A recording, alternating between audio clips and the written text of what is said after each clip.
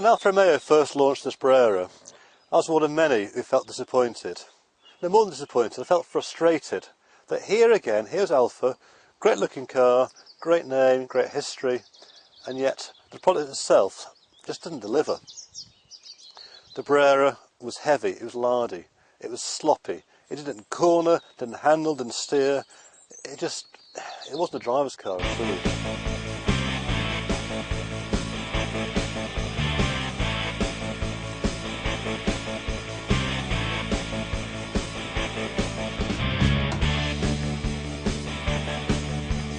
Happily, there's now a new regime at Alfa Romeo which understands that it must retain the high ground in the sports car market.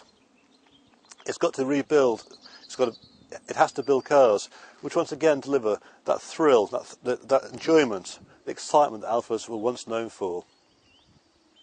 We've seen the first few steps. They launched the 147 Q2 with the trick front differential last year, works wonders. There's of course the Alfa Romeo 8C. Very limited edition supercar, lovely if you can afford it. And then there's this, the Brera S.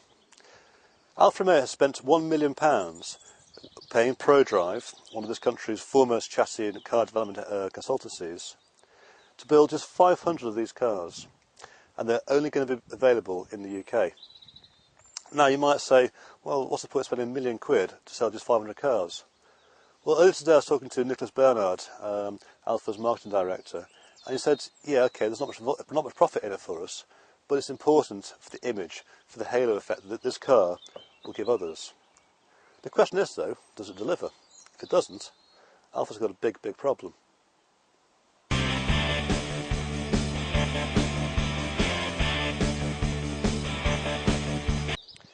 Externally, there are a few styling tweaks to differentiate the S from the standard Brera. You've got 19-inch wheels, light actually, to reduce unsprung weight. Back you've got little D-shaped exhaust tailpipes to enhance the burble. And a little red S badge there. Not much, perhaps externally, but underneath, on the chassis, the steering department, wow, what a difference.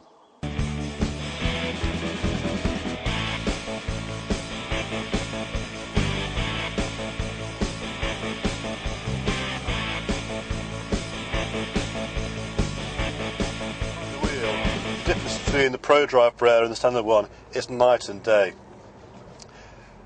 Instead of the sloppy, blancmangy feel of the old car, the standard car, this one feels taut and light and athletic. It's much more on its toes. It's much more responsive.